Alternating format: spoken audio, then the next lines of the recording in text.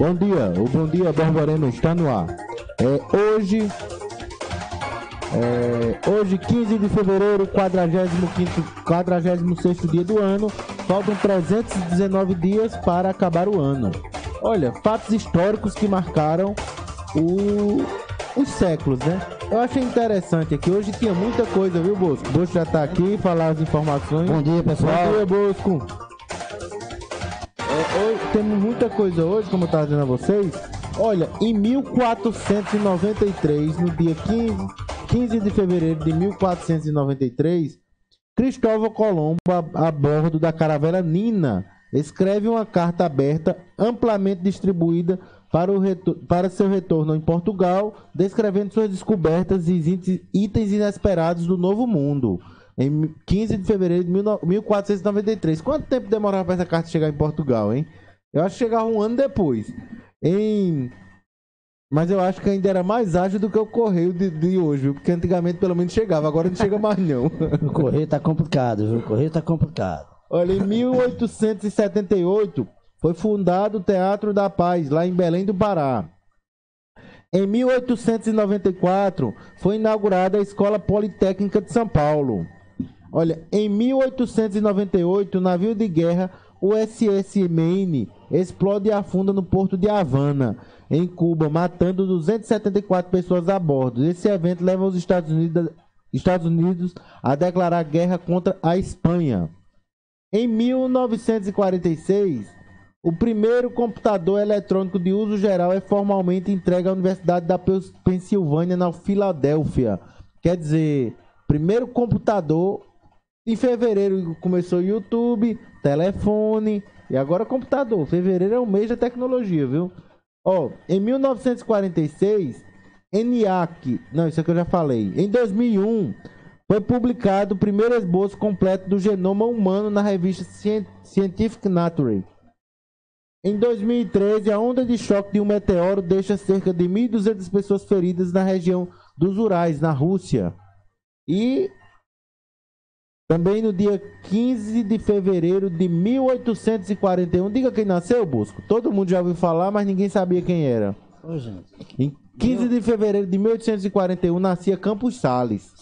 Político brasileiro que morreu em 1913. Manuel Ferraz de Campos Salles. Ele era natural de Campinas, nasceu no dia 15 de fevereiro de 1881 e morreu no dia santo de 28 de junho de 1913. Campos Salles era advogado e político brasileiro, terceiro presidente do estado de São Paulo, que antigamente chamava-se presidente, não governador, de 1896 a 1897, e quarto presidente da República entre 1898 a 1902. Que todo mundo diz, praticamente em toda a cidade tem uma rua Campos Salles, aqui é no Zé Pinheiro, né? Praticamente todo canto tem uma Campos Salles, mas ninguém sabe quem é Campos Salles. Agora vocês já sabem. Bom dia, Bosco. Bom dia, caros colegas, caros ouvintes, internautas que estão nos acompanhando nesse momento. Nós estamos fazendo um programa hoje aqui para vocês, o último da semana, sexta-feira chegando, né? Então vamos ir muito moído, muita coisa rolando, principalmente na política nacional. Bolsonaro, mais uma vez, o presidente enrolado com laranja de novo, com casca de laranja. Ele já está virando um grande exportador. Inclusive, a gente é o maior exportador de laranja para a América, né? Para os Estados Unidos. Inclusive, na falência, quem era referência na exportação de laranja e perdeu muito dinheiro é o nosso Fittipaldi, grande campeão da Fórmula 1, né? Wilson Fittipaldi, né? Foi um grande exportador de laranja. Hoje não é mais. Bosco, nossos destaques de hoje. Vamos aos destaques. Olha, temos muitos destaques hoje. Prefeito de Campina Grande entrega a praça e anuncia mais obras para Campina Grande. Aí, vereador Alexandre do sindicato agradece a prefeito o atendimento de seu pleito. Balanço parcial das chuvas no mês de fevereiro nos municípios da Paraíba. Presidente da Vale diz que continua na direção da empresa.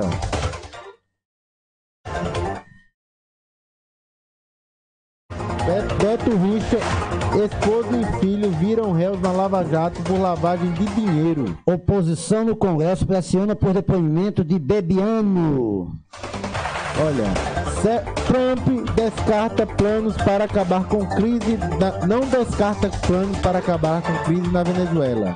E olha que Rússia e China abandonam o tratado que os Estados Unidos fez isso de lá, armas de longo alcance, ou seja, a Guerra Fria voltando, aquilo que eu falei aqui nessa questão da democracia e da intervenção na Venezuela. Para finalizar, tem outras aqui, mas vou só ler essas, vão ficar muito extenso.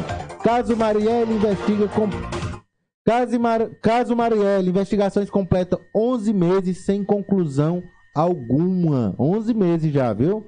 Isso e muito mais aqui no Bom Dia Borborema.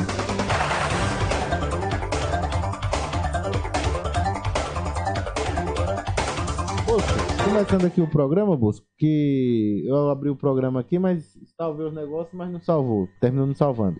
Vou ter que fazer de novo, mas vamos começar aí. Qual a primeiro destaque que você fez aí sobre balanço parcial das chuvas no mês de fevereiro? Isso é importante, que choveu muito aqui na Paraíba, choveu muito aí a nível do Brasil. Muito não, choveu que a gente tava precisando, né? Tomara que continue chovendo até encher os açudes. A gente vê Buqueirão sangrar e tomar uma com piaba na beira do Buqueirão. Bô. Rapaz, eu fiz isso no ano passado. Comi um peixinho na beira do açude lá em Buqueirão. Me isolei durante uns dias lá. Pensa num negócio bom. O tal do tomar uma na beira do açude. É bom demais. Mas vamos ao que interessa. Uma notícia sobre as chuvas. Está divulgado o balanço parcial de onde mais choveu nos primeiros 14 dias do mês de fevereiro de 2019. O município de Nova Floresta lidera a lista dos 214 milímetros de chuva registrada até agora. Veja abaixo os municípios e índices. Vamos aqui aos principais. Jacaraú, 197. João Pessoa, 189. Congo, 171. Aí eu gosto de saber da notícia da minha boa Juazeirinho. Quanto é que choveu lá em Juazeirinho? Vê se tem aqui. São muitos municípios, né? E também eu guardo um pedaço no meu coração de Serra Branca. Serra Branca, minha cidade. Outra cidade que tem um apreço tremendo. Serra Branca choveu pouco, Serra Branca, 24 só. Espero que chova mais por lá. Samamed, Soledade, mas os municípios que mais choveram foram justamente esses aí. Juazeirinho, 27,6. Enquanto que a maioria choveu muito, muito mesmo. Ouro Velho, São Sebastião do Lagoa de Roça, 110, Mamanguape, 112, Ingás, 112, Cruz do Espírito Santo, 113, Souza, 114, então, Coremas, lá do açude Coremas, 118 milímetros,9, Cuité, 128, Riachão, 136,9. Então, essas cidades choveram muito, mas muito mesmo. Então, muita chuva para que a gente possa se alegrar e ter a certeza de que cada vez mais temos que depender menos das águas do Rio São Francisco. Que é esse o grande interesse nesse sentido. Quanto menos a gente depender das águas do Rio São Francisco, melhor. Para que a gente possa ter um final de ano, né? E um final de ano e também os preços dos produtos baixarem, né? Aqui na nossa região. A batatinha, o tomate, o coentro e outras, a macaxeira, né? Para que a gente possa... Tem coisa melhor que uma macaxeira com bode. É bom demais uma macaxeirazinha com bodezinho. Não só na janta, mas para tomar um cuscuzinho com macaxeira, bode, é bom demais. Bosque, dentro disso aí, dentro de todas essas informações da chuva, vamos à previsão do tempo para todo o país, né? Previsão do tempo para todo o país nesse momento. Previsão do tempo. Centro-Oeste. Tempo encoberto a nublado com pancadas de chuva e trovoadas isoladas no Distrito Federal, em Goiás, no Mato Grosso e também no Mato Grosso do Sul. Canarana, no Mato Grosso, faz aniversário nesta sexta-feira, com céu encoberto a nublado, pancadas de chuva e trovoadas isoladas. No estado do Mato Grosso, temperatura máxima de 35, mínima de 20 graus. Norte. Tempo encoberto a nublado com pancadas de chuva e trovoadas isoladas no Amazonas, Pará, Acre e Rondônia. Céu nublado a parcialmente nublado no Amapá e em Roraima. Nas demais áreas da região norte, céu parcialmente nublado a nublado com pancadas de chuva e trovoadas isoladas. Amaturá, Princesinha do Alto Solimões, no Amazonas, que tem emissora no mapa de rádios parceiras da Rede Nacional de Rádio. Amaturá começa o seu final de semana com céu encoberto. No estado do Amazonas, temperatura máxima de 32, mínima de 23 graus. Nordeste. Tempo nublado a parcialmente nublado com pancadas de chuva e trovoadas isoladas no sudeste do Maranhão, no Piauí, Ceará, Rio Grande do Norte, Paraíba, Pernambuco e na Bahia. Tudo com pancadas de chuva e trovoadas isoladas. E ainda pode chover nas demais áreas do Nordeste do Brasil. Matinha, no Maranhão, faz aniversário nesta sexta-feira com céu encoberto. No estado do Maranhão, temperatura máxima de 35, mínima de 21 graus. Sul. Alerta de chuvas intensas durante toda esta sexta-feira para os estados do Rio Grande do Sul, Paraná e Santa Catarina. Chuvas intensas. Alerta do Instituto Nacional de Meteorologia, hein? Céu nublado com pancadas de chuva e trovoadas isoladas no Paraná, Santa Catarina e Rio Grande do Sul. Cornélio Procópio, capital do Norte, pioneiro no Paraná, completa 81 anos nesta sexta-feira, com céu nublado, pancadas de chuva e trovoadas isoladas. Aí a possibilidade de chuva forte também em Cornélio Procópio. No estado do Paraná, temperatura máxima de 29, mínima de 14 graus. Sudeste. Alerta de acumulado de chuvas à tarde e à noite no estado de São Paulo, nas seguintes regiões: Campinas, Bauru, Araraquara, Piracicaba, Itapetininga, Ribeirão Preto, Sorocaba, Bragança Paulista, Vale do Paraíba, Litoral Norte, Região Metropolitana de São Paulo, Litoral Sul, Baixada Santista, Vale do Ribeira, Serra da Mantiqueira. Tudo com alerta de acumulado de chuvas à tarde e à noite desta sexta-feira em São Paulo. Céu nublado com pancadas de chuva e trovoadas isoladas em Minas Gerais e em São Paulo. No Rio de Janeiro, céu nublado com chuvas no sul do estado. Demais áreas da região sudeste, céu nublado. Cássia, Cidade Música em Minas Gerais, começa o seu final de semana com céu encoberto, pancadas de chuva e trovoadas isoladas. No estado de Minas, temperatura máxima de 38, mínima 13 graus. Com informações do Instituto Nacional de Meteorologia, da Rede Nacional de Rádio em Brasília, Luciano Seixas. Previsão do tempo na Rede Nacional de Rádio.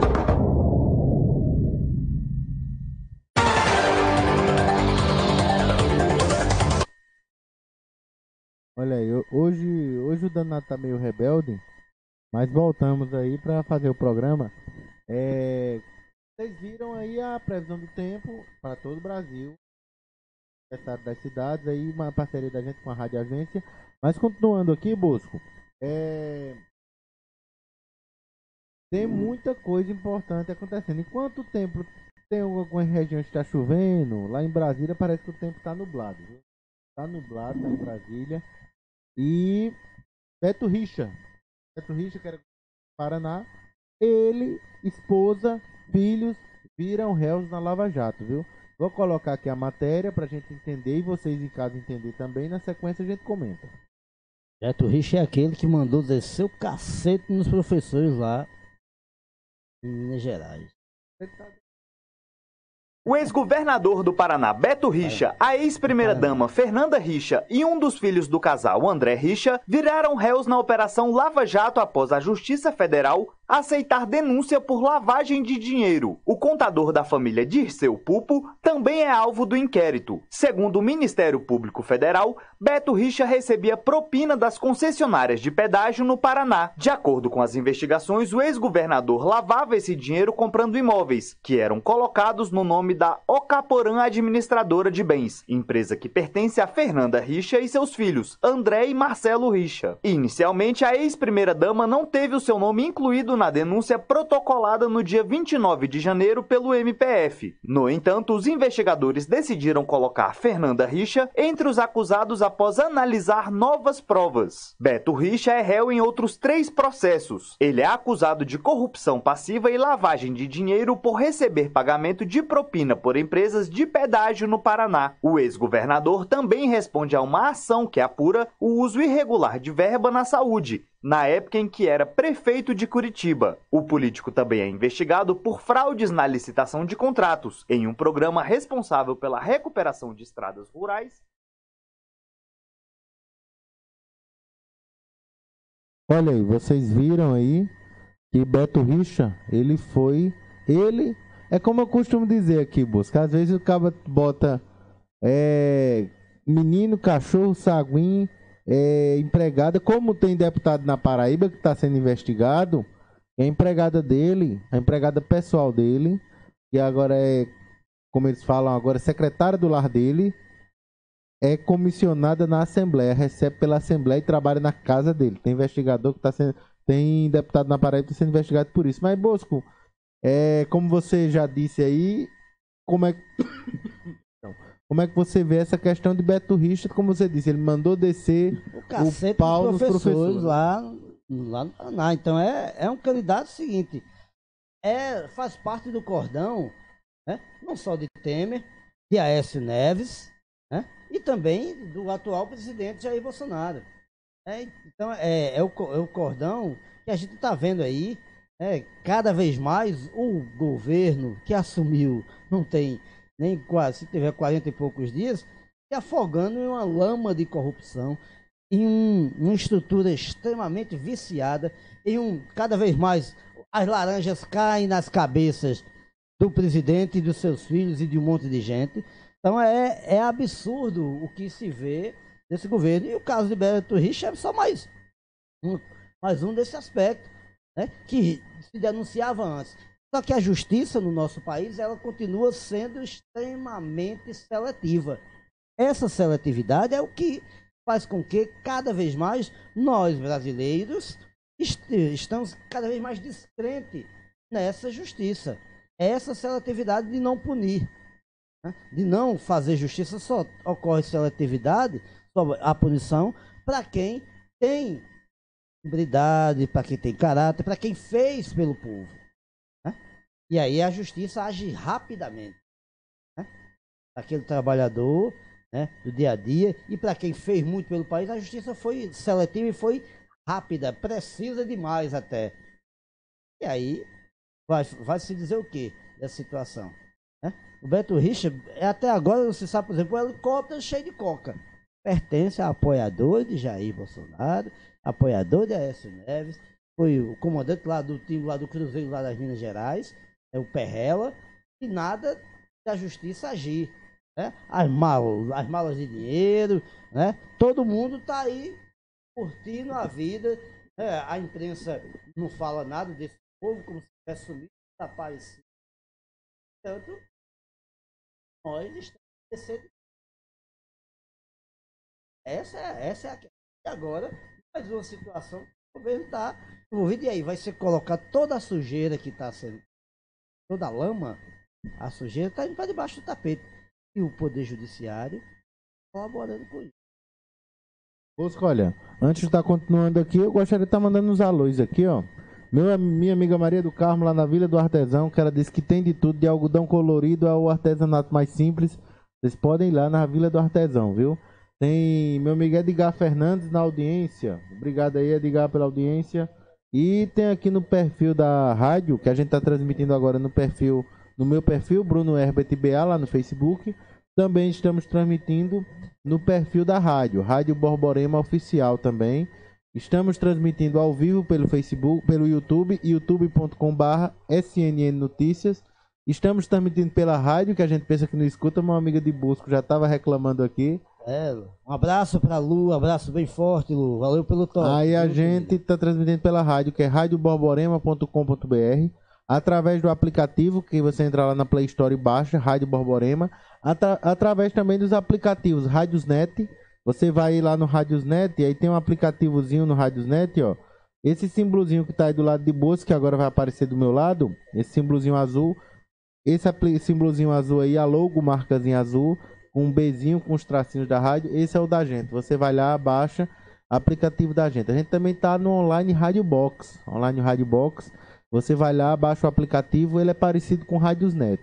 Estamos no site Portal SNN, Sistema Nordeste de Notícia, snn.com.br, e também estamos no BC Media, transmitido no bcmedia.com.br.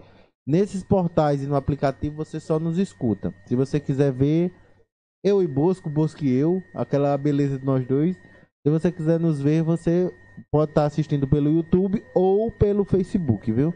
Vamos ver se a gente consegue transmitindo de Bosco também, para aumentar a galera, né? Mas mandando um alô aqui a Vladimir Chaves também, que tá lá tá nos assistindo pelo perfil da rádio. Pelo perfil da rádio, Rádio Borborema Oficial. Estamos trabalhando para, no mais tardar, nos próximos dias, estar tentando transmitir no Instagram também, que é a mídia do jovem, pô. A mídia do jovem. Vamos. E vamos. Vai estar onde todos estão, nós estaremos também. A gente tá no metade do caminho, né? A gente nem tá muito velho, nem tá muito novo. A gente tá na metade do caminho. Então a gente vai ficar no meio também. Não vamos tomar partido de ninguém. Mas, Bosco, continuando aqui, eu vou dizer que é uma imoralidade que tá acontecendo no país. País sério, não aconteceria isso. Presidente da Vale diz que continua na direção da empresa. Ele diz que continua na direção da empresa e vai apurar o que aconteceu. Apurar o quê? Se ele já sabia o que ia acontecer.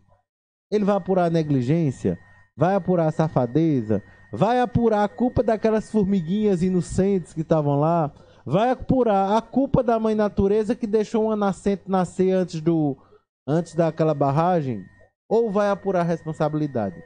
Porque é como o povo diz, Bosco, procurar sexo nos anjos quando tem coisa muito mais importante para procurar. Vou colocar aqui a matéria dessa questão aqui do presidente da Vale, que ele disse que não renuncia não, continua na empresa. Vamos ver aqui. O presidente da Vale, Fábio Schwartman, disse nesta quinta-feira que vai continuar à frente da companhia, mesmo após a maior tragédia ambiental do país, em Brumadinho. A declaração foi dada a parlamentares que integram a comissão externa de Brumadinho, criada na Câmara dos Deputados. O presidente da Vale disse que todas as autoridades do país estão olhando o caso com uma lupa e, segundo ele, os motivos e os culpados, se houverem, serão. Os motivos... Olha a frase dele. Vocês ouviram aí comigo. Meu amigo Edgar. Meu amigo Aladim Monteiro, que acabou de entrar. Aladim Monteiro, Edgar, Maria do Carmo Stauchos, é a famosa Carminha, lá da Vila do Artesão. Carminha, você querendo, você entra. Se eu não me engano, você entra ali no portão da Vila do Artesão, Bosco. É na segunda fileira, assim. Tem lá. Tudo que você quiser de algodão colorido, de primeira qualidade, viu? Mas é colorido pela natureza, não é colorido pelo homem não, viu? Meu amigo Aladim, bom dia, muito obrigado aí pela audiência. Aladim que está nos assistindo também a partir de agora. Mas vocês viram, apurar responsabilidade se houver. O que é que tu achou disso, Bosco, dessa fala? É engraçado. Apurar responsabilidade. E aí a responsabilidade é de quem? Quem é que... É ele, o responsável é ele. Se for assim, como dizem, nada acontece no Congresso sem que o presidente saiba. Ora, uma empresa, ele não vai saber do que está acontecendo. Uma empresa daquele tamanho, tanto de assessor que ele tem. Tanto de assessor que ele tem para comunicar, olha... E babão, né? Sem contar os babão. Tem uma barragem aí que está correndo perigo, é bom a gente se prevenir, pensar, aumentar talvez o valor do seguro, né? Para o caso de estourar, ter como... não perder tanto dinheiro.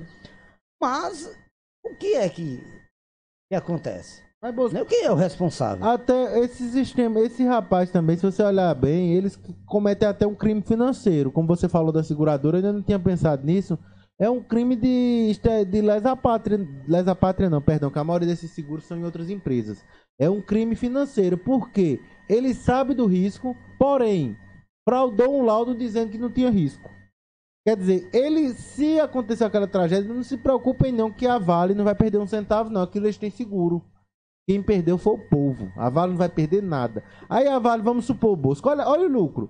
Aquela barragem estourou, a Vale recebe um seguro, vamos supor, de 10 bilhões, 15 bilhões, e a justiça obriga a Vale a pagar 200 milhões. Olha que coisa vantajosa. E quem se quebrou, quem tá no prejuízo? A população, Bosco. A população e quem tá embaixo da lama, que talvez nem consiga sair mais. Provavelmente. E o que eu acho interessante ainda, porque de acordo, eu concordei até no começo, Bosco, de acordo com leis internacionais, até 7 dias você é tratado como desaparecido. Aí agora, no refeitório da Vale tinha bem 200 pessoas. Essas pessoas estavam no refeitório na hora do almoço, ainda são tratados como desaparecido. Tem que ser tratado como desaparecido, não. Já tem que ser tratado como morto mesmo. Infelizmente, é a realidade. Que ninguém, debaixo d'água, como eu disse, você pode submergir.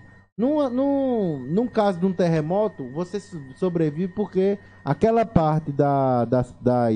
Como é que a gente fala? A estrutura cai e às vezes fica vão e passa oxigênio. Mas como é que passa oxigênio debaixo da lama? Não é desaparecido mais não. É morto mesmo. Com os escombros, né?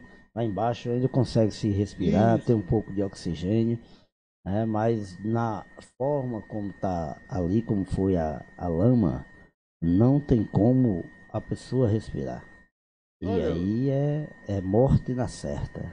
Bosco, eu vou colocar aqui essa outra matéria pra gente estar continuando o programa, dar mais dinamismo, pra gente tentar fazer o máximo possível de notícias e tentar a gente botar o que a gente se propôs aqui nos destaques. Mas Sérgio Moro, na sequência você coloca esse outro seu destaque aí. Sérgio Moro, o ministro, super-ministro, né? Que Sérgio Moro não é um ministro normal, ele é um super-ministro. Ele tem 2 ministérios, Ministério da Justiça, Ministério da Segurança Pública fundido a ele, e ainda tem autoridade sobre outros tantos ministérios, né? Sérgio Moro, ele colocou: suspeitos sobre laranja do PSL serão apurados e possíveis culpados serão responsabilizados. O que é suspeita sobre... PSL é o partido do presidente. E qual foi a suspeita de laranja? Porque existe uma coisa hoje, é porque muita gente não sabe, às vezes eu vou tentar explicar resumidamente. É uma coisa que chama-se... Antigamente, que o Brasil, isso eu acho que é a coisa mais imoral que existe no país da gente. Antigamente, você era dono de uma empresa, uma coisa... Você, por exemplo, eu gosto de bolsa, que eu vou doar dinheiro para a campanha de bolsa. Só que essas doações foram tão tafadas que eles faziam o quê? Pronto, tu pega a obra tal, aí a obra custa 1.000, tu faz por 5.000, e tu fica com 1.000, com teus 1.000, fica mal um trocadinho para nota, vamos supor, tu fica com 2 já para nota, e na minha campanha tu doou 2.000. Era mais ou menos assim que acontecia. Aí proibiram, aí que criaram um fundo, olha só a imoralidade. Um fundo público para financiar a campanha. Isso é uma coisa que eles pegam dinheiro público para financiar campanhas pessoais. É uma coisa que não dá nem pra gente comentar. Mas até aí tudo bem. Aí esse dinheiro, ele é um fundo partidário. O nome do dinheiro é fundo partidário. Aí, para você ter direito ao fundo partidário, tem que preencher todas as regras. Tem que ter tantos candidatos. Aí dentro da chapa tem que ter 30% de mulher. Aí entra muita mulher aqui, muita mulher nas candidaturas. É só para fechar, a gente chama fechar chapa. Como é que é fechar chapa? Tem 100 candidatos, tem que ser 70 homens, 30 mulher, que é 30% mulher. Aí dessas 30% mulher, 3 ou 4 que vão concorrer, ou 5 ou 6 no máximo. O resto eles botam para fechar a chapa. Aí eles botam mesmo de gente que não tem chance de ganhar, mas está fechando a chapa. Aí nesse caso aconteceu, eu não me lembro o nome da deputada, foi uma deputada lá em Pernambuco. Ela teve 274 votos. 274 votos para deputada federal em Pernambuco. Imagina aí, 274 votos. Aqui os candidatos Cafuçu que tem aqui, eles conseguem isso sem fazer força. 300 votos, 400 votos. É muito raro um vereador para não ter um candidato a vereador em Campinas para não ter essa votação. Só não tem aquele quando o cara diz que acredita que tá ganho, que nem ele nem a mulher vota nele, né? Aí ele tem 0 voto. Mas extra isso, aí essa candidata com 274 votos, ela recebeu do fundo partidário 400 mil reais. 400 mil reais tem dado para ela ter pelo menos 1.000 votos, né? Aí pronto, aí a novela todinha começou em cima disso e eu vou colocar a matéria para vocês entenderem o posicionamento de Moro com relação a isso. A crise que envolve o suposto esquema de candidatos laranjas organizado pelo PSL em Pernambuco ganha novos capítulos a cada minuto. Depois de Carlos, filho do presidente Jair Bolsonaro, ter desmentido declarações do ministro da Secretaria-Geral da Presidência da República, Gustavo Bebiano, foi a vez do ministro da Justiça e Segurança Pública, Sérgio Moro, se pronunciar sobre o assunto. Após participar de evento com juízes federais para explicar o projeto anticrime, Moro disse nesta quinta-feira que a denúncia sobre eventuais candidatos laranjas do PSL está sendo apurada e que eventuais responsabilidades serão definidas. Se o presidente Jair Bolsonaro proferiu uma determinação, a determinação está sendo cumprida. Então os fatos vão ser apurados e eventuais responsabilidades, após as investigações, vão ser definidas. As suspeitas em torno do possível esquema de laranjas no PSL foi revelada por reportagem do jornal Folha de São Paulo. De acordo com a publicação, Maria de Lourdes Paixão, de 68 anos, candidata a deputada federal por Pernambuco, teria recebido 400 mil reais de dinheiro público para investir na própria campanha eleitoral durante o pleito do ano passado. Com apenas 274 votos, Lourdes Paixão afirmou à Justiça Eleitoral ter gasto 95% dos 400 mil reais em uma gráfica para a impressão de 9 milhões de santinhos e cerca de 1 milhão e 700 mil adesivos, dias antes do primeiro turno das eleições. Maria foi a terceira maior beneficiada com a verba do partido em todo o país, mais até do que o presidente Jair Bolsonaro e a deputada Joyce Halsemann, de São Paulo, que obteve mais de 1 milhão de votos. Reportagem.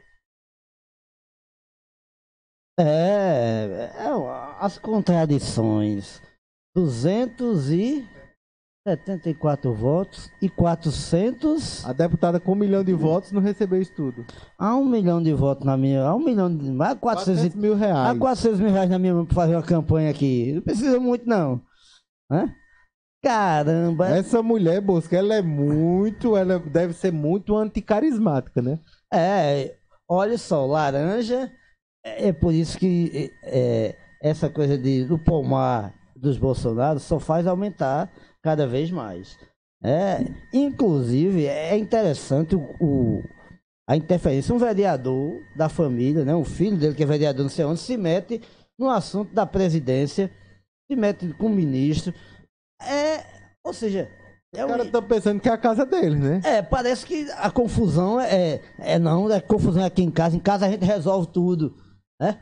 Ele tem que se colocar no lugar, que eu acho que nem...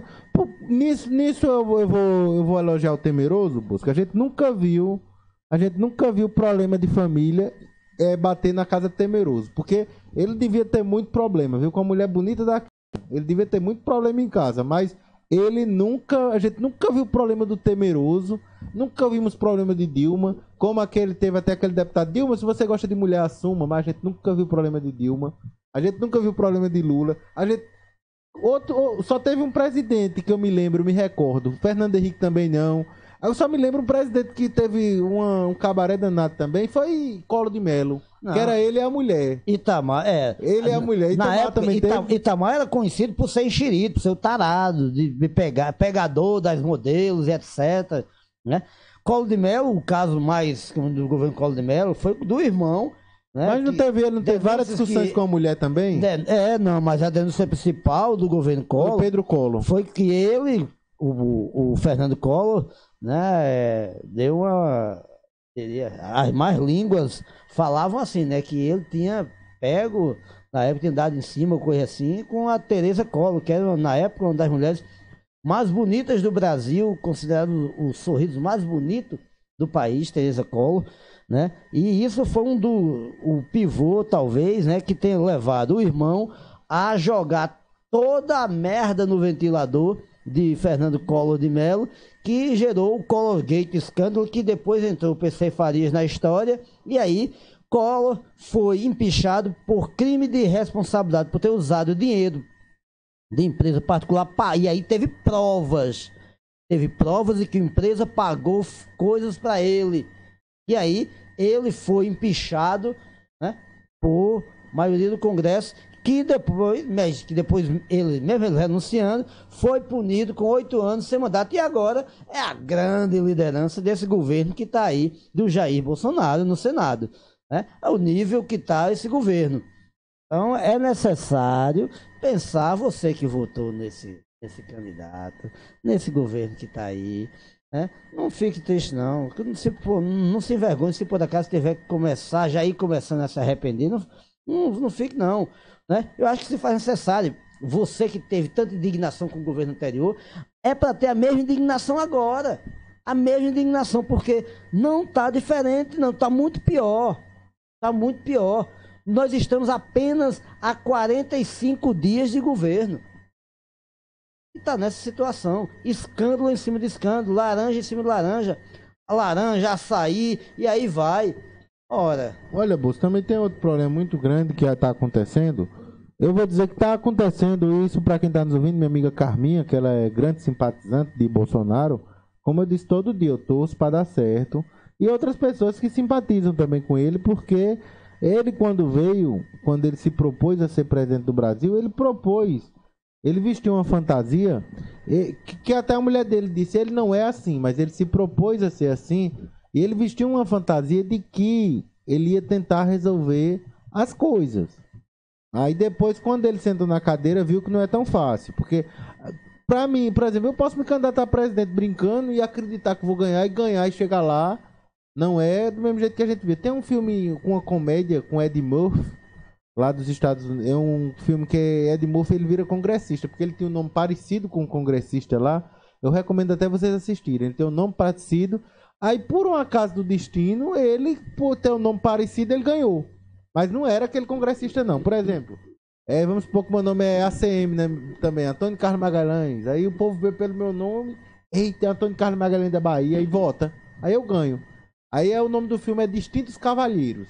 Vocês vejam lá, é bem interessante. Mostra bem em ritmo de comédia, mas é interessante. Tem até um trecho do filme que ele diz: se o senhor votar a favor da empresa elétrica, o senhor ganha porque o senhor votou a favor. Se o senhor votar contra, o senhor ganha porque o senhor votou contra e beneficia a empresa de petróleo. Quer dizer, de todo jeito ele ganha.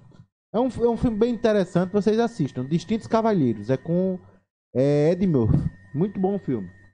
Mas o que acontece é que quando ele entrou lá, ele viu que não era do jeito que ele imaginava. E outra coisa que aconteceu aqui na Câmara de Campina Grande, Ivone Neto disse que ia ser a solução, mesma coisa. E ela desprezou muito a imprensa. Como ele desprezou? Porque Bolsonaro, ele faz o quê? Eu sou diretor da Globo, eu boto uma equipe de reportagem de frente ao Palácio do Planalto esperando o anúncio do Ministério. De repente, Bolsonaro anuncia no Facebook. A imprensa, eu não tenho nada contra, é uma política dele, ele está seguindo a ideologia de Trump, que Trump também despreza muito a mídia, mas a imprensa livre, ela está mostrando isso, tem que mostrar, porque a imprensa tem um papel muito importante, porque não são um bando de urubu, muitas vezes eu digo, sou um bando de urubu, eu sou da imprensa, eu sou jornalista, sou radialista, eu não sou urubu não. A gente produz material que o povo gosta de ver. Porque, olha, eu já cansei de... Quando eu vejo um acidente na rua, Bosco, que tá aquela pessoa lá esticada, com a perna sangrando, ou com a cabeça sangrando, quando eu não tô trabalhando, eu passo direto. Eu dou uma olhadinha se é um conhecido, mas eu passo direto, porque eu pergunto, já chamaram o SAMU? Aí o povo diz, já tá caminhando, eu vou me embora. Tem pra que eu ficar fazendo lá? Já tem. Agora tem gente não, que fica lá a pessoa morrendo, agonizando, e os cabas filmando. Aí quem é urubu? Eu tava lá trabalhando, obrigação. Quando eu não tô trabalhando, eu não filmo mais de ninguém não. E eu acho que a pessoa tem que ter bom senso também na hora de filmar, porque você tem que pensar, como teve uma imagem que eu vi, uma imagem muito forte do helicóptero lá de Boechat, que mostra, eu acho que era até ele, mostra dentro do fogo queimando mesmo, como se fosse um leitão. Então tem que tomar muito cuidado, porque ali do outro lado tem a família da pessoa. Às vezes tem uma família do outro lado, então é complicado. Mas o que acontece é isso também. Ele achou que não ia precisar da mídia, e agora a mídia está mostrando a força que tem.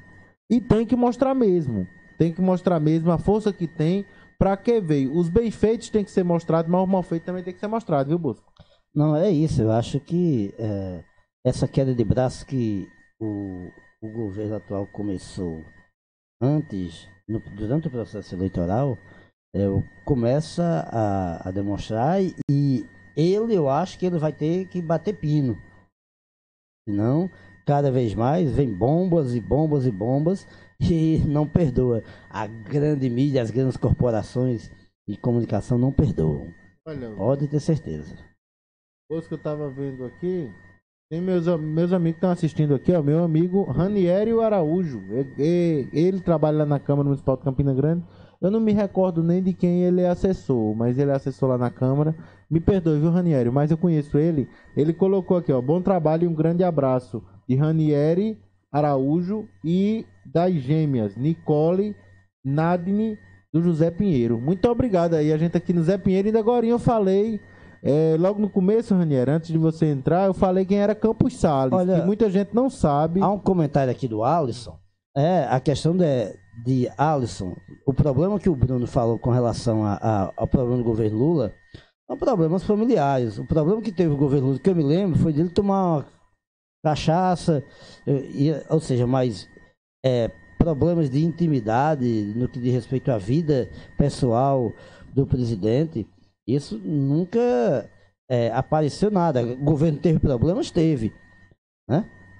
Todos os governos tiveram problemas. Os governos militares tiveram problema? Tiveram. Tem alguns 10 escândalos de governos militares e um que está até hoje, a própria a Transamazônica, a rodovia Transamazônica, que começou no governo militar e até hoje não foi concluída, que iria ligar a Amazônia aqui ao Nordeste e a outras regiões. E para onde foi todo esse dinheiro? Então, quando a gente diz que não houve, o escândalo Coroa Brastel, um outro escândalo do governo militar. Então, são vários os escândalos que existiram no governo militar. Só que não se podia falar, a imprensa que falasse era detonada. O jornalista que falasse, se não fosse preso, era expulso do país. Então, os governos sempre tiveram problema, sempre tiveram. O problema está nos governos, não. O problema sempre está no ser humano, nas pessoas. Aí. Então, esses aspectos é o que precisa ser lembrado. Só que nós estamos há 45 dias de governo. E esse governo, antes de iniciar, já teve problemas de corrupção. E desde que iniciou, está com problemas. Então, o que se fala, o comentário nosso é que o governo iniciou, antes de iniciar, iniciou e continua com 45 dias, como se a família mandasse, né? Um vereador que não é deputado federal, que não é senador, que não é ministro, interfere no que ocorre na divergência, problema que tem com o ministério. Ele podia nomear o filho para deputado, para ser ministro. Se for assim, pega, filho, vem cá, deixa esse cargo aí, vou nomear você aqui, para você dar pitaco e para dizer que é do governo, né? Para você poder defender o governo, já que parece que alguns não querem defender o governo. Eu vou ler aqui o que Alisson falou.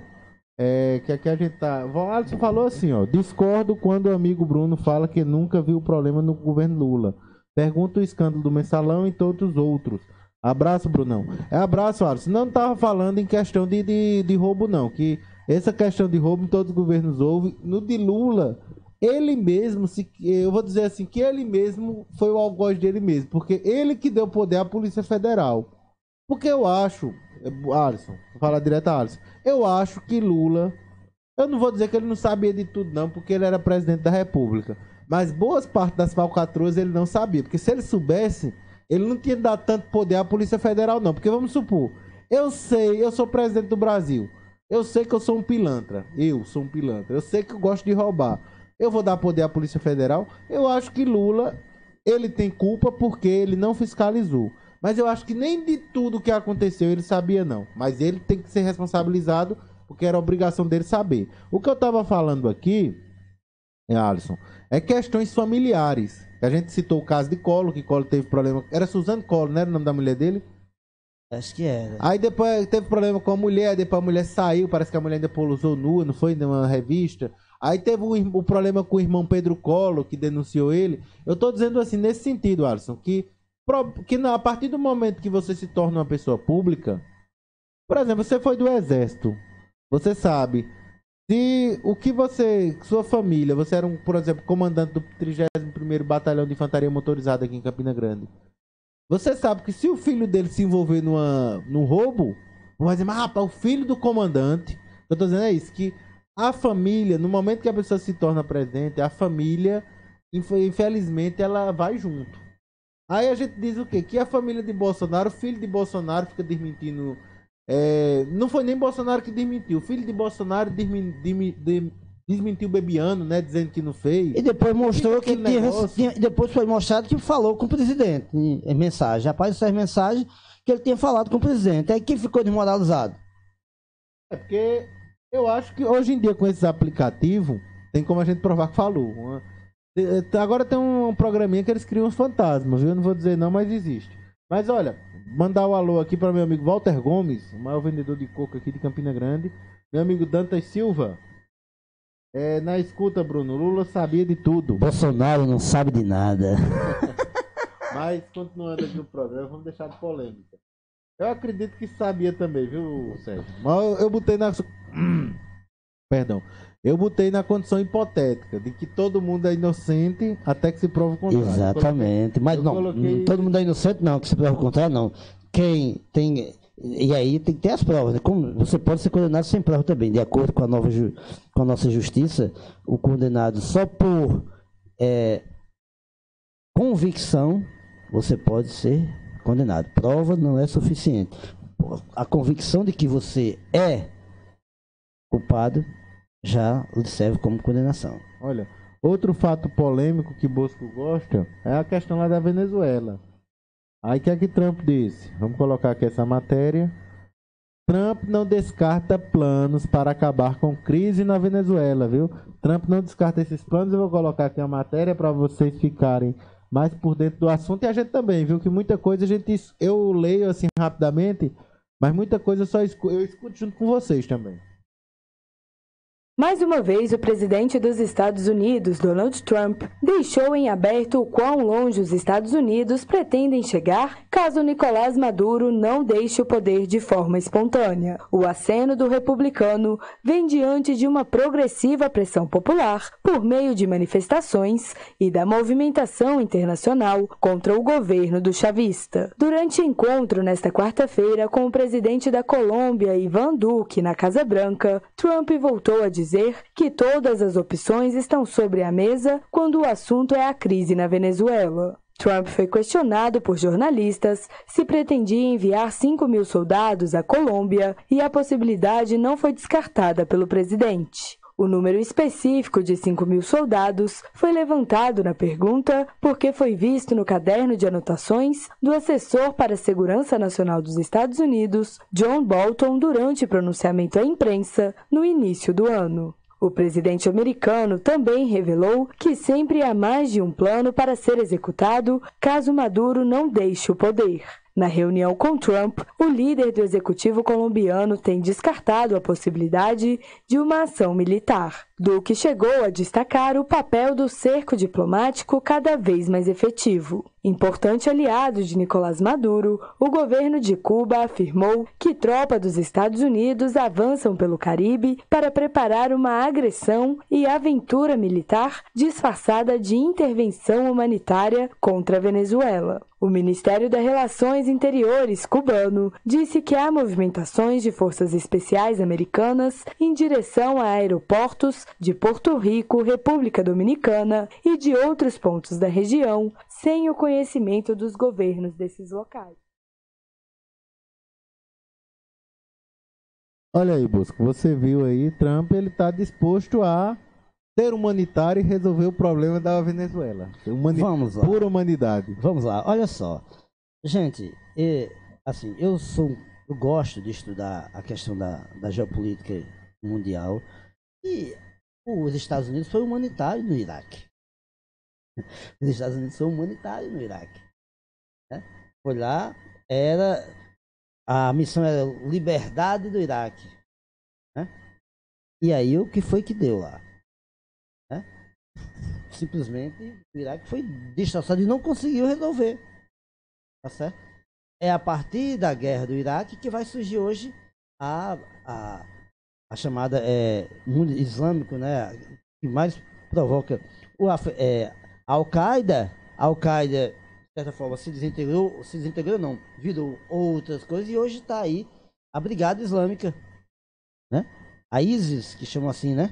Estado Islâmico, que está cometendo muitos atentados e hoje você não escuta falar em Al-Qaeda, mas escuta falar em Estado Islâmico, né? Ou ISIS, como eles costumam chamar. Então, e aí a Guerra Fria está voltando, porque a China e a Rússia já disseram, a gente vai para lá ajudar Maduro. na questão do Iraque, né? A Rússia e a China ficaram na sua, até porque, e eu lembro bem, quem por acaso esqueceu, nesse período, quando os Estados Unidos e a Inglaterra decidiram invadir o Iraque, lembrem, foi sem autorização da ONU. A ONU não autorizou invadir o Iraque. O revide ao Afeganistão foi uma coisa. Pelo tratado, poderia ocorrer e ocorreu o revide por parte dos Estados Unidos ao Afeganistão. Mas ao Iraque, e aí os Estados Unidos queriam aproveitar o ataque ao Afeganistão para pegar o Iraque, Síria. Na época tentou ir para o lado da Coreia do Norte, só que a Coreia do Norte se apressou e disse, vem, eu estou com arma nuclear aqui. E é tanto que a Coreia do Norte hoje é tido como um dos países que tem arsenal nuclear. E aí foi chamada a China para tentar botar panos quentes na disputa. Isso eu estou falando de maneira mais, numa linguagem mais, sem ser muito, como é que eu diria, prolixo, nem muito complicado, uma linguagem mais simples, para que você possa entender, e quem está ouvindo entender que a geopolítica é dessa forma. E agora, Donald Trump querendo intervir na Venezuela, do outro lado está a China e a Rússia, dizendo que vai defender a Venezuela, a democracia da Venezuela. Como humanitário, a humanidade que teve lá no Iraque deu um resultado extremamente reverso para a política americana. Não só isso, mas de vidas. E por acaso morreram 2.800 lá no World Trade Center, foi em torno disso, 2.800 a 3.000 vítimas no World Trade Center, né, no ataque. No ataque ao Afeganistão, matou o que? Sei lá, uns 100.000 pessoas dos Estados Unidos mataram lá. Em torno disso, junto com o Iraque. E aí a vingança foi feita. Que vingança? Só que o revés aqui não se conseguiu dominar a região. O petróleo não está sob domínio dos Estados Unidos. Não conseguiu fazer isso. Só que aqui na América Latina o objetivo é essencialmente esse. E a Rússia e a China não vai deixar os Estados Unidos dominar o petróleo sozinho lá na Venezuela. Aquilo que eu disse é a democracia do país que está em jogo. Não é a questão de ser vermelho, de ser comunista ou isso. O que está em jogo é a democracia e os interesses americanos de dominar o petróleo que tem a Venezuela como sexta potência produtora de petróleo mundial. Não, você é a sexta, é a sétima, oitava. Mas alguns colocam como a sexta maior produtora de petróleo do planeta. E é esse petróleo que mantém os Estados Unidos refém da Venezuela. Porque precisa muito do petróleo da Venezuela. E esse aspecto da geopolítica que muita gente não entende. Só vê pelo lado da democracia. A democracia, então, tenta intervir na democracia lá na Arábia, do jeito que eles tratam as mulheres. Vão para lá fazer isso. Vão condenar os sheiks pela forma como eles tratam a democracia, pela forma imperativa como eles comandam os países. Vai lá na Ásia fazer isso, vai lá na África fazer isso. Não faz porque há interesses geopolíticos por trás disso.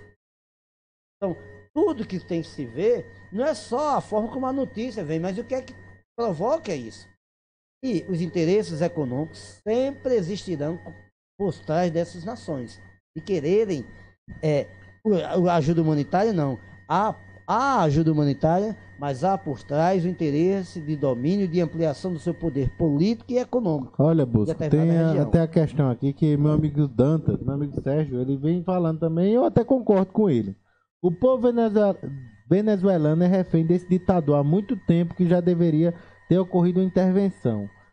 Se entendi bem, Bosco, falou que a Venezuela era uma democracia. Bosco ele tem esse costume de dizer que a Venezuela é uma democracia. Porque ele disse que o pessoal foi eleito pelo voto, onde metade da população foi votada. Quando se fala democracia, o termo democracia não é só a questão de votar. Democracia é a liberdade que os povos têm de comandar seu país. Mas lá não tem liberdade. Né? Quem tem que decidir sobre isso lá são eles. Não é ninguém vir interferir. Quando eu falo respeitar a democracia, ora, é como nós estamos com um problema de democracia aqui, chamamos os Estados Unidos para vir resolver o problema de democracia nosso. Ora, será que nós não podemos fazer isso nós aqui mesmo? Tem que chamar alguém de fora? Então, mas, por exemplo, a intervenção na democracia, na liberdade, na autonomia do país, quem tem que resolver tem que ser o país. Quem tem poder para fazer isso, é a ONU. Se a ONU autorizar um conjunto de países, aconteceu isso no Haiti. E quem comandava o Haiti, a missão de paz lá no Haiti é do Brasil. Haviam vários países, mas porque estava com um problema muito mais de guerra civil. E aí foi lá o Brasil, sob o comando do Brasil, para lá, sob a tutela da ONU. Mas aqui o governo que está, o que eu falo de democracia é compreender de que nós, nenhum país, tem o direito de interferir na escolha democrática do outro. Se a Venezuela não é uma democracia, então a China não é uma democracia. Vai lá intervir. Por que não vai intervir na China? Porque a China, lembrar, a China é a segunda potência econômica hoje. A China também não é uma democracia. Vamos fazer uma campanha para intervir na China? Vamos fazer uma campanha? Abaixo a China, abaixo o comunismo na China. Por que ninguém vai lá na China? Porque a China é uma segunda potência econômica, é uma das grandes potências bélicas em arsenal nuclear, é a maior população do planeta e tem uma condição. A China também é tida como comunista. Vamos para lá. Vamos defender os Estados Unidos e intervir na China? Por que isso não ocorre? É essa compreensão geopolítica que tem que se ter. A Coreia do Norte é comunista. Por que os Estados Unidos não vão lá intervir na Coreia? A Coreia do Norte é comunista. Diz que tem arma nuclear. Por que não vai lá intervir? São questionamentos que tem que se fazer. Não é do ponto de vista da... não é democracia? Não é democracia. Então vamos lá na Coreia também intervir? A China não é uma democracia, é um país comunista. Se você qualquer pesquisar lá, país comunista, não, mas é um socialismo, mas é capitalista também. Ou seja, é um capitalismo onde o Estado controla. Mas se você pesquisar em qualquer atlas que fala, a China é comunista. Está lá como comunista. Ela não faz parte das 7 economias do mundo, porque é um país tido ainda como comunista. E aí vamos intervir na China. Eu acho que deveria os Estados Unidos montar exército. Igual aquele joguinho do War. Eu brinquei muito de War. Vamos pegar por aqui, onde tiver aliado, para ver se consegue entrar na China. Combater o regime comunista da China. Não é democracia lá. É isso mesmo, Bosco. Vou terminar esses assuntos nacionais. Eu acho que eu vou... Não, vou deixar essa parte aqui de Campina para o final, ou você acha que a gente vai colocar logo agora? O que vier, a gente desenrola. É porque, olha... Mas vamos lá, aqui tem aqui a questão... Já que a gente tá em coisa polêmica, Sérgio, meu amigo Sérgio que está nos assistindo, caso Marielle, vamos ver se eu concordo com o Bosco nisso, porque, mas tenho que dar o braço a torcer que ele citou bem, teve o caso aí, a Coreia do Norte ninguém se mete, a China ninguém se mete também, a gente sabe que a Venezuela não é uma democracia, é democracia porque teoricamente foram eleitos por eles. Mas a defesa dele que ele faz aí é de não afetar a soberania do país. Porque isso. Hoje a questão não é defender. Não, os Estados Unidos ele faz o quê? Isso aí é uma coisa interessante, porque hoje meu amigo Sérgio, meu amigo Walter, Ranieri, que está nos assistindo, as gêmeas Nicole e... Deixa eu ver como é o nome das gêmeas aqui. É Nicole... Eu vi o nome das gêmeas aqui, eu gravei, eu tava olhando aqui. Nicole e Nadine. Nome bonitos, viu, das gêmeas. Mas o que é que acontece? Um problema bem simples. Eles começam afetando a soberania do país da Venezuela e a Chabu disse, eita, agora vamos invadir a Amazonas, porque a Amazonas é muita água. E a gente sabe que as próximas guerras serão por água, não vai ser mais petróleo. Porque petróleo, para quem tá com sede, pouco serve. Mas é esse aí o fato que o Bosco falou, mas ele tá certo nesse sentido. Mas outro assunto que é revoltante, já vai fazer 11 meses de investigações do caso Marielle Franco. E até o presente momento, nada foi constatado. Dentro do caso Marielle Franco, teve intervenção federal no Rio, intervenção na segurança pública, que na minha opinião Foi um desastre. Eu sinto pena daquele coronel que foi para aquela intervenção, porque o pobre não fez nada de nada. Não disse para quem veio nem para quem ficou. Então quer dizer, foi 2 meses, não foi, de intervenção? Foram 2 meses de intervenção, pouco se resolveu lá no Rio de Janeiro. E o custo é elevadíssimo. Elevadíssimo, pouco se resolveu. Mas aquilo foi o temeroso, com medo de votar a reforma da Previdência, porque existe na Constituição. Existe qualquer estado ou município, ou qualquer ente federativo em intervenção, constitucionalmente não pode se fazer reforma nenhuma nem emenda à Constituição. Aí ele, para tirar o debu dele de banda, ele inventou aquela intervenção, que pouco resolveu ali. Ao contrário, viu? Desmoralizou o Exército. Porque o Exército entrou lá e não resolveu nada de nada. Só fez desmoralizar o Exército. Mas 11 meses do caso Marielle Franco e do motorista, que, se não me engano, é Anderson Silva, né? O motorista. Até agora, nada. Eu vou colocar aqui a matéria, que até agora nada de nada foi resolvido. Vamos ouvir. A vereadora Marielle Franco e do motorista Anderson Pedro Gomes completaram nesta semana 11 meses sem conclusão. Eles foram mortos a tiros no centro do Rio de Janeiro após um evento político. A autoria do crime ainda é incerta e as investigações continuam sob sigilo. Entre as hipóteses levantadas pelos investigadores e autoridades que acompanham o assunto é de que o crime tenha sido... O caso Marielle...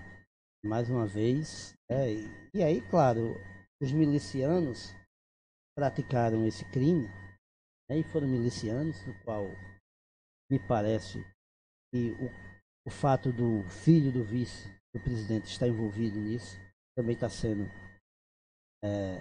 deixado de lado, né? O caso Marielle é a pedra no sapato do atual governo que está aí. Pedra no sapato que não se resolveu um parlamentar e um parlamentar deixou o país, deixou o mandato, deixou o país porque o governo não consegue garantir segurança a um parlamentar. Isso é outro tema gravíssimo na nossa democracia. Né? A liberdade que nós temos não pode ser garantida, o atual governo não consegue garantir a vida de parlamentares. E aí é justamente isso. Marielle foi vítima justamente porque combatia e denunciava essas milícias que praticavam crimes contra pessoas das comunidades, pessoas geralmente pobres, e que ela defendia policiais que, por acaso, resolvessem denunciar tais coisas. Ela defendia policiais que denunciavam essas milícias e eram ameaçadas também por esses milicianos. E o que levou à morte dela foi justamente isso. A polícia sabe, mas não tem interesse algum em resolver. E até agora, porque se resolver, vão conseguir bodes expiatórios. Não é assim que se faz. Vão botar a sujeira para debaixo do tapete. Mas nós já estamos há muito tempo sem resolução desse crime. É um parlamentar, esse motorista, foram assassinados. Por conta disso. E aí, onde é que está a justiça no nosso país? Onde é que está a democracia? Não tem. Por conta de quê? Que pertence a camadas inferiores. Quem pertence à camada maior não tem problema. Já teria se resolvido. Porque não é interesse público fazer isso.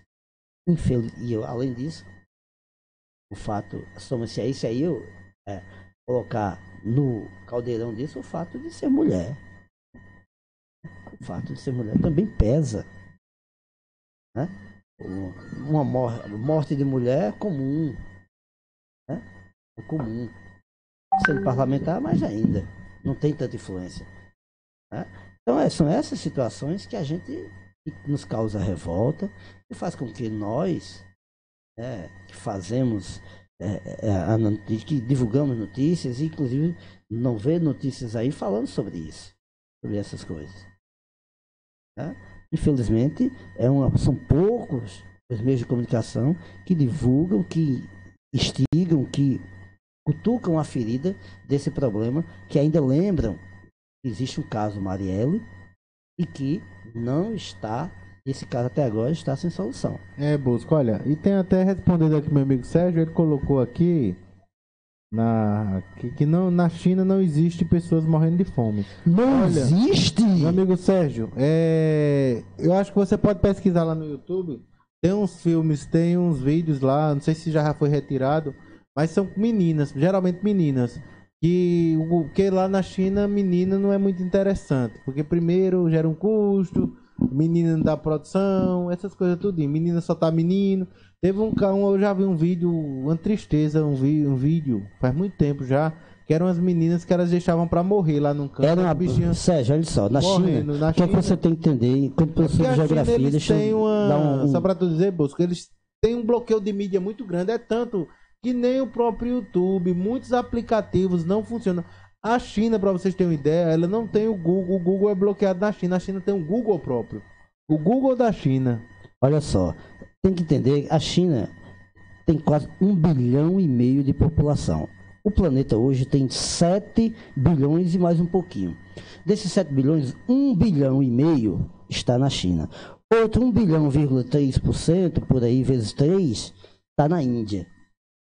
E mais, deixa eu ver aqui, em torno de, perto de 1 bilhão, está também a Indonésia. Depois da Indonésia vem os Estados Unidos, e depois dos Estados Unidos, em termos populacionais, vem o Brasil. Nós somos a 5ª maior população do planeta. Então, essa opulência, essa riqueza da China é numa pequena parte da China. Há locais na China que tem chinês ainda que não conhece o que é fogão a gás. Fogão a gás. Ainda como na época medieval. Vive de forma medieval. Não é por escolha, não é por condição financeira mesmo. Tá certo? Então, a China, essa opulência da China é numa pequena parte da China, onde o capitalismo, onde a China conseguiu fazer com que o capitalismo se desenvolvesse com a tutela do Estado, o Estado controlando tudo. Então, tem que se entender que essa riqueza que é a China é numa pequena parte da China. Porque em toda a China, até porque se 1,5 bilhão de pessoas tivesse o nível de consumo que tem Pequim e outras cidades da China, os recursos naturais do planeta, alguns deles já tinham se esvaído, já não existia mais. Para se ter ideia do quão grave é a situação da China. Há algum tempo atrás, as crianças eram abandonadas para morrer porque não tinham condição de serem alimentadas, principalmente mulheres. Crianças, mulheres, eram abandonadas na rua para morrer de fome, para não deixar que a população, que ela sobrevivesse muito tempo, para tentar diminuir a população. Então, hoje, para se ter um filho na China, você tem que ter autorização. Ter um filho, beleza, tem que ter autorização do Estado. Se tiver um segundo, se acontecer um acidente de percurso, vamos chamar assim, e o casal engravidar, esse filho vai ter que ser adotado por quem não tem. Se ocorrer uma catástrofe e morrer, os filhos órfãos que ficarem, o casal, não, meu filho morreu, a gente quer ter um outro, não tem um outro, vai ter que adotar um filho de alguém, né, que não sobreviveu, e vai ter que ser assim. Ou seja, a China é um contraste, como é o modelo capitalista. Existe nós aqui, vivemos um contraste econômico muito grande do Brasil. Nós somos o maior exportador de carne do planeta. Mas quantos podem comer carne todo dia? Ou quantos nem isso conseguem comer? São os contrastes do modelo econômico que a gente vive. Nós somos mais de 190 milhões de habitantes. Mais do que isso hoje. Né? Mas desses 190 milhões, todos conseguem viver bem, comer, se alimentar. É assim? Não é. Então, tem uma parte que hoje nós somos em torno de... o Brasil voltou a configurar, fazer parte do mapa da fome. Por quê? Porque nem todo mundo no país tem celular, nem todo mundo no país consegue fazer as 3 refeições durante o dia. Há uma parcela enorme que não consegue ter isso que a gente tem. Vir trabalhar, tomar um café da manhã, chegar em casa, após sair daqui, chegar em casa, talvez o quê? Comer uma banana, comer um pãozinho. Eu tenho esse privilégio. A maioria não tem. É isso mesmo, Bosco. Olha, vamos continuar aqui o programa, já terminamos essa parte aqui. Vamos só falar aqui uma coisa interessante. Essa questão aqui do setor de vendas eu vou deixar para segunda-feira, que não vai dar tempo. Mas proposta da Previdência estabelece idade mínima de 65 para homem, 62 mulheres. Vamos ver aqui essa questão. Aí na sequência a gente coloca o material do prefeito Romero Rodrigues. Quando ele entregou a pracinha ontem ali, ele entregou a pracinha lá na... Como é o nome ali? No vizinho, na Floriano Peixoto. Pra quem conhece ali a Floriano Peixoto, ele colocou a pracinha ali. Vizinho ao Hospital Nantargino. Eu vi. Muito boa a pracinha. Mas vamos logo aqui para a questão da Previdência. Estabelecer idade mínima de 65 e 62. Depois de idas e vindas, o governo federal enfim bateu o martelo sobre a reforma da Previdência. O secretário de Previdência e Trabalho do Ministério da Economia, Rogério Marinho, afirmou nesta quinta-feira que o texto prevê idade mínima de 65 anos para homens e 62 para mulheres, no período de transição de 12 anos. Pelo atual regime previdenciário, há a possibilidade de se aposentar sem idade mínima, desde que haja 35 anos de contribuição para homens e 30 para mulheres. Homens com 65 anos e mulheres com 60 podem se aposentar desde que tenham no mínimo 15 anos de contribuição. Há ainda a regra 86 por 96, em que se soma o tempo de serviço e de contribuição. A soma deve resultar em 86 para as mulheres e 96 para os homens. Por se tratar de uma proposta de emenda à Constituição, o texto da reforma precisa de aprovação de 308 dos 513 deputados na Câmara, o que representa 3/5 da casa, antes de ser enviada ao Senado Federal. De acordo com o governo, a proposta vai ser assinada pelo presidente Jair Bolsonaro na próxima quarta, dia 20, e depois será enviada ao Congresso. O secretário de Previdência e Trabalho do Ministério da Economia, Rogério Marinho, afirma que Jair Bolsonaro defendia que a reforma tivesse mais tempo de transição. A equipe econômica defendeu para eles 65 anos iguais para os dois gêneros e uma transição de 10 anos. Né? Essa era a ideia da equipe. E após uma negociação com o presidente, o resultado é 65 para homens, 62 para mulheres, né? E uma transição de 12 anos. Ainda segundo o secretário, o presidente pediu para que fossem divulgadas apenas algumas informações do texto a princípio. O inteiro teor da proposta será conhecido apenas no dia 20 de fevereiro. A reforma da Previdência, a proposta, né? Vai ser feita, vai ser lançada, e aí vai caber a nós acompanhar e exigir dos nossos deputados eleitos aqui, né, se forem votar contra, que vai trazer prejuízo para nós trabalhadores, e aí eu vou estar de olho, pode ter certeza, no que diz respeito a isso. Porque sou trabalhador, eu desde os 18 anos que eu trabalho, estou com 46 anos, desde os 18 anos que eu trabalho, e os patrocinados, se por acaso isso for me afetar, eu vou brigar e vou denunciar os deputados que por acaso têm intenção de me prejudicar e de prejudicar a restante do povo brasileiro. Vou estar aqui fazendo isso, combatendo, questionando, né, pontuando, né, esclarecendo a população do que pode trazer de ruim para você essas reformas aí, né? A declaração da semana passada do presidente do Congresso me afetou e afetou muita gente. Chegar a dizer que qualquer cidadão, qualquer pessoa consegue trabalhar até os 80 anos sem problema, né? Desprovido de conhecimento populacional de como se encontra a expectativa de vida do brasileiro. Se você se aposenta, a expectativa de vida do brasileiro é de 75 anos, como é que você vai trabalhar até os 80? Quase ninguém faz isso, né? Então, essa e outra coisa, atento a quem vai ficar fora disso aí. Se é para colocar todo mundo, nós vamos estar de olho se os militares, deputados, senadores, juízes vão ser contemplados também no mesmo patamar de qualquer brasileiro. Eu sou professor e também comunicador, né? Curso Comunicação Social. Se minha profissão como professor, que é a que eu tenho mais tempo, vai ser atingida, se eu, enquanto professor, e o juiz vai ser atingido também na sua aposentadoria. Se o militar, o policial militar, coloca sua vida em risco, e professor também, hoje é risco. O professor também hoje em sala de aula corre risco de algum aluno entrar lá ir com arma para a escola e resolver dar um pouco, como diz na gíria, no professor, porque a nota não o satisfez. Né? Então eu quero saber...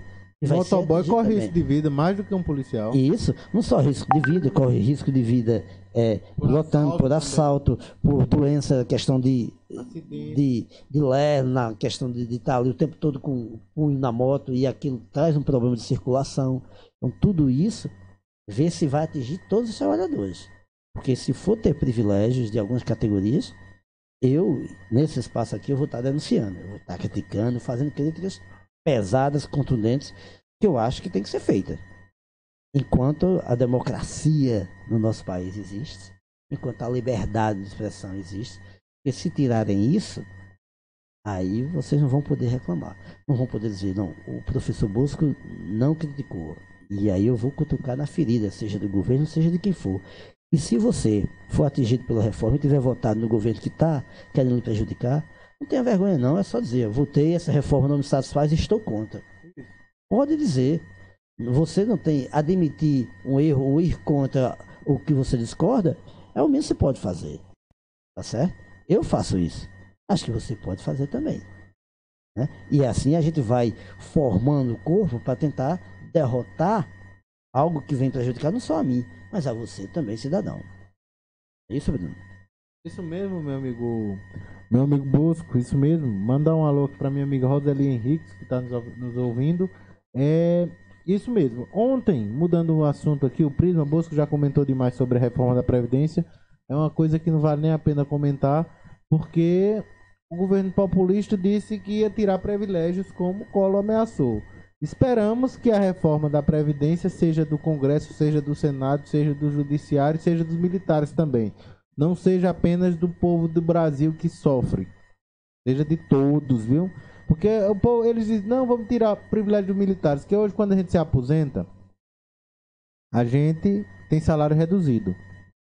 Militar, quando se aposenta, tem salário aumentado. Porque ele se reforma, ele pula uma patente. Por exemplo, tu é soldado, aí tu vira sargento, aí tu ganha mais. Quer dizer, que tu teve uma vantagem. Militar tem vantagem. O judiciário, ele se aposenta, mantém o mesmo salário, é uma vantagem, porque ele não vai trabalhar mais, vai ganhar a mesma coisa. O senador com um mandato se aposenta, com salário integral.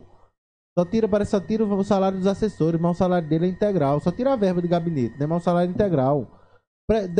Deputado federal com 2 mandatos se aposenta. Quer dizer que o filho de Cássio, com 30 e poucos anos, que ele vai terminar agora, ele vai se aposentar com 8 anos de trabalho, não, com 8 anos de viagem. Porque os caras...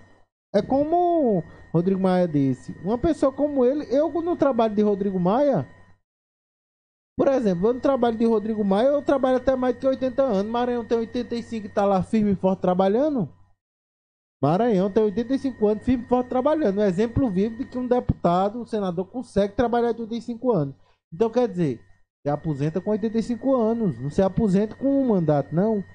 É isso que tem que ser feito, viu? Como deputado, dependendo das condições, se nenhuma doença me atingir, eu ia até os 90. Eu ia até os 200 naquela situação ali. Quando tô doente, vou pro Albert Einstein. Quando tô doente, vou pros melhores hospitais. Tenho dinheiro, tenho tudo. Eu ia até mais, viu? Eu morria trabalhando, Bosco. Desse jeito eu não fazia questão. Quando vai se transferir para um hospital, o outro vai de helicóptero. Bosco, nesse sentido aí, eu não queria me aposentar, não. Eu queria morrer trabalhando. Trabalho daquele eu morria trabalhando com todo prazer, viu?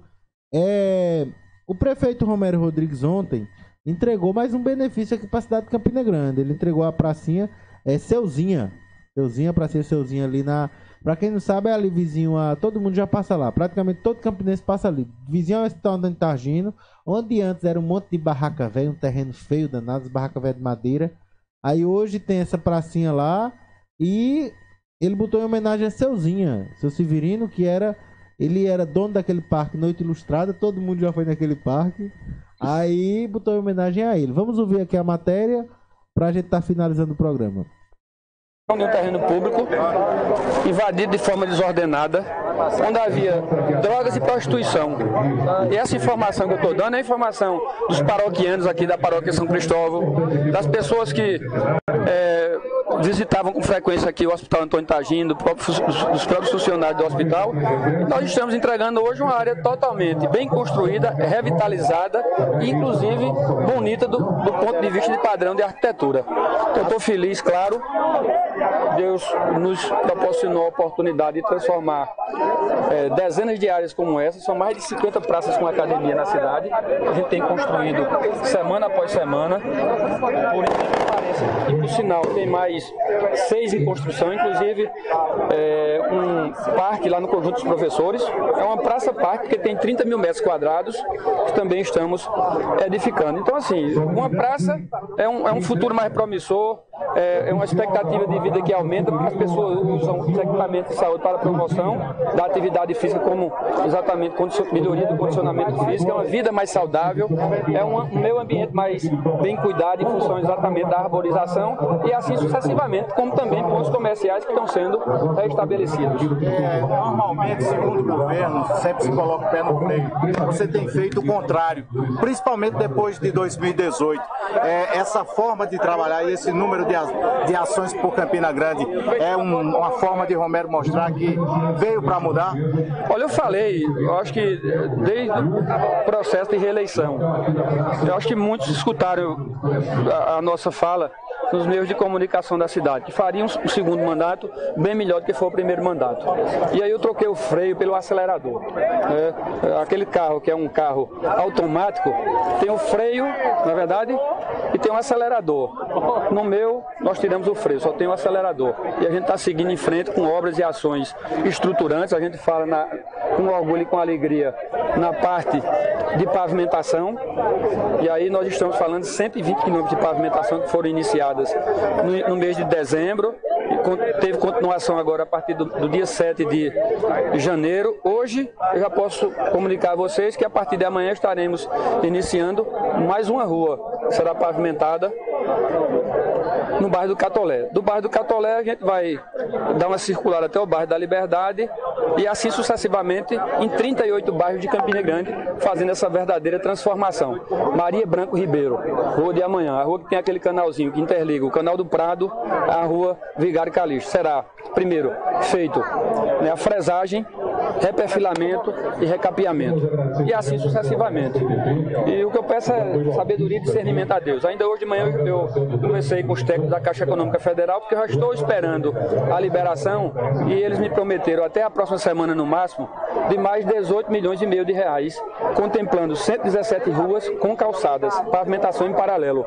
Portanto, daqui a alguns dias nós estaremos agora fazendo essa nova transformação que inclui bairros inteiros. A exemplo, o Jardim Borborema, 17 ruas, o João Agripino, 15 ruas, o Conjunto Marês, o bairro de Santa Rosa, Catolé, Sandra Cavalcante, Itararé, Santa Cruz, Catingueira, o bairro do Monte Santo e assim sucessivamente. Então é pedir a Deus sabedoria e discernimento, continuar firme, trabalhando de forma dedicada e atendendo inclusive a um pedido, uma demanda que chegou até mim, que eu vou falar daqui a poucos instantes do vereador Alexandre, e já aproveito para anunciar e comunicar a iluminação em LED da Floriano Peixoto, no trecho da Câmara Municipal. Ele está aqui, nem sabia que ele estava aqui. Da Câmara Municipal de Campina Grande até a Avenida Dinamérica. Então já vou anunciar a partir de hoje, mandar fazer imediatamente o projeto e o contrato para a gente iniciar o quanto antes. Prefeito, duas questões. O senhor se licencia na próxima semana do cargo e em relação aos serviços de água e esgoto, o senhor pretende municipalizá-los? Vou me licenciar sim. O prefeito Enivaldo, a próxima semana, vai estar conduzindo aí os destinos da cidade com a sabedoria de sempre, a maturidade, a experiência que tem, dos mandatos, inclusive, que exerceu um mandato de 6 anos na cidade, com experiência de deputado estadual, de deputado federal, e não vai ter nenhuma descontinuidade nas ações da prefeitura. Passou a eleição, todo ano é praxe, vocês se lembram que eu tiro 15 dias de férias. Esse ano não será 15, será apenas essa semana de férias. Me afastar e, claro, ter sequência e continuidade, portanto, não terá nenhum tipo de dificuldade nesse sentido. Em relação à questão de um projeto de lei, que foi inclusive de autoria do vereador Alexandre, que foi aprovado hoje, é um projeto amplo, um projeto que fala em vários segmentos. O que o vereador Alexandre fez, queria só que ele se aproximasse aqui um pouquinho, foi, na verdade, atualizar uma lei de 2011, se não me engano, trazer ela um pouco para a realidade atual, da modernidade do Brasil, um Brasil diferente, um Brasil mais ágil, um Brasil mais moderno. Mas não há nenhuma expectativa específica de falar em fazer concessão em nenhuma das áreas. Ele apenas dá a faculdade à gestão municipal de se compreender que alguma determinada área ela pode fluir melhor, funcionar melhor, ter um ritmo mais acelerado. Com o modelo de concessão, faremos, sem citar especificamente nenhum dos casos, porque não se trata absolutamente disso. O que o vereador Alexandre fez, repito, é uma atualização de uma lei lá de 2011. E a própria lei federal já mudou. Ela era baseada na lei federal e a lei federal ela já foi ampliada. Portanto, sabiamente, de forma como sempre inteligente, Alexandre, do sindicato, ele fez uma atualização dessa lei para os modos atuais. Daí para frente, nada se faz sem processo licitatório, sem discussão, sem audiência pública, porque é o que recomenda e manda o modelo de concessão pública. Portanto, não tem nada assim entabelado ou tabulado para ser feito qualquer um desses modelos. Vamos analisar com tranquilidade, com serenidade no futuro, e se a cidade, a Câmara, a Prefeitura, a sociedade entender que é positivo, nós vamos, claro, atuar em algum dos pontos. Mudança no secretariado só dá volta? É tempo que eu penso um pouco, né? Estou fora e tal, mas assim, vai ter, não é mudança de secretariado, na verdade é alguns ajustes que são necessários, secretarias que estão para serem preenchidas. Aí nessa engenharia aí nós vamos tentar aproveitar bons quadros que nós temos em Campina e na Paraíba. Como é que o senhor tem visto a possibilidade da criação de uma CPI para apurar a Cruz Vermelha na Paraíba? Olha, é uma prerrogativa da Assembleia Legislativa da Paraíba, né? Eu até fica ruim porque não tenho ainda, não estou exercendo o mandato de deputado. Os deputados é quem tem, dentro da sua sabedoria e inteligência e de um regimento interno, compreender a real importância de fazer, evidentemente, a análise criteriosa, a apuração e a elucidação dos fatos. Ninguém pode condenar, é verdade, ninguém por antecipação. Agora, o Ministério Público Estadual, provavelmente em função de ser recurso do SUS, o próprio Ministério Público Federal, que cabe também uma apuração mais rígida, mais severa, mas assim, eu não posso estar pautando a Assembleia Legislativa da Paraíba, senão alguém vai dizer, então manda Romero renunciar ao mandato de prefeito e ser candidato a deputado estadual. Mas dá para compreender que todos são maiores de 18 anos, têm um mandato eletivo conferido pela população paraibana e sabem qual as prerrogativas e o alcance do regimento interno da Assembleia Legislativa. O senhor se percebe que é uma das lideranças da oposição a nível estadual hoje? O fato é muito grave, é gravíssimo, tem que ser apurado por quem quer que seja, se pela Assembleia ou pelo Ministério Público Estadual ou Federal. O que eu estou apenas, assim, até por respeito aos poderes, é não estar pautando, dizendo que a Assembleia deve ou não fazer. Eu acho que eles é quem tem que responder isso para os seus eleitores. Os eleitores a população paraibana quer um resultado, quer saber de alguma coisa. Ocorre que Olha aí, vocês viram a entrevista do prefeito Romero Rodrigues, que falou aí, inclusive anunciou que vai botar a iluminação de LED lá da Câmara Municipal, ali perto da Igreja Presbiteriana, até chegar no contorno de Santa Rosa, né? Isso vai representar uma melhor luminosidade, que a luz de LED ilumina infinitamente mais, redução de custos no consumo de energia também, e também manutenção, porque a gente sabe que a lâmpada de LED ela tem uma durabilidade bem maior do que uma lâmpada. Geralmente eles usam essa lâmpada de gás, e elas são, no final ela termina ficando mais barata. Hoje ainda é uma tecnologia um pouco mais cara, mas no final termina ficando um pouco mais barata. A pracinha lá, Seuzinha, ficou uma coisa muito bonita, ficou os quiosquezinhos que foram construídos, cedidos, foi uma parceria público-privada com a empresa Aço Bom Preço, e ficou muito bem feita. Tem um equipamentozinho lá, tem uma academiazinha popular lá, pequenininha, mas tem academia popular, tem os quiosquezinhos para você estar lá bebendo, tomando umas, confraternizando, de frente à igreja. Ficou muito bom ali para a população do Centenário, que tanto pleiteava aquela praça, Bosco. Bosco, olha, eu já vou finalizando aqui, 9h30 da manhã, 9h31 para ser mais exato. Eu já vou me despedindo de todos. Fiquem todos com Deus. Segunda-feira estaremos de volta. Um abraço a todos. Segunda-feira estamos por aqui. Bom final de semana. Sim, e às 4h30, perto de 5 horas, a música de Campina com Mano Marques. Venham todos curtir e acompanhar o nosso programa. Um abraço a todos.